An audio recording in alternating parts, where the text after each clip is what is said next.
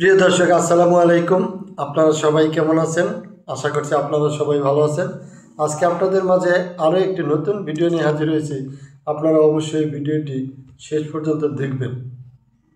আজকের ভিডিওতে আমরা শিখব আই থেকে এই পি পর্যন্ত, আই থেকে পি পর্যন্ত প্রত্যেকটি লেটার দিয়ে দুইটি করে ইংরেজিতে ওয়ার্ড বা শব্দ গঠন এবং প্রত্যেকটি ওয়ার্ডের বাংলা অর্থ।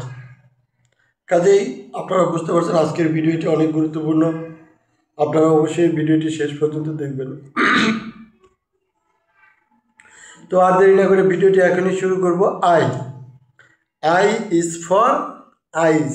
I is for ice. Ice অর্থ বরফ। I is for ink. Ink অর্থ কালি।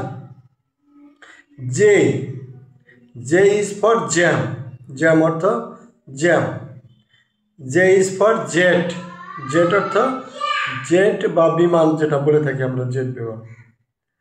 তারপরে খেইতে খাইট। খাইট অর্থ ঘুড়ি। খাইট অর্থ ঘুড়ি। খে ইজ ফর খি। খি অর্থ চাবি। খে ইজ ফর খি অর্থ চাবি।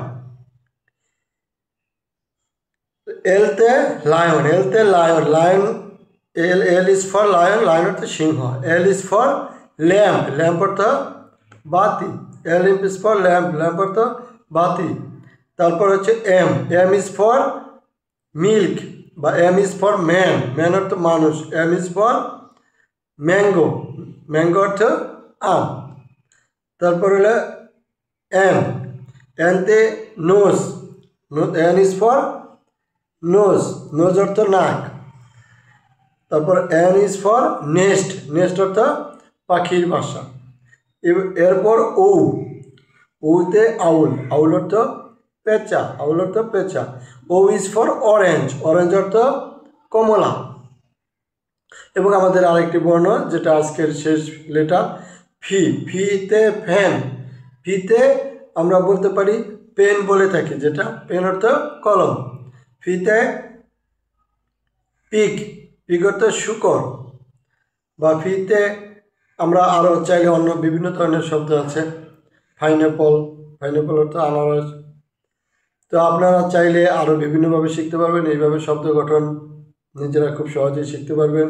আমাদের পরবর্তী ভিডিওটি দেখার জন্য আমাদের পরবর্তী ভিডিওটা শুরু হবে কিউ থেকে জেড পর্যন্ত।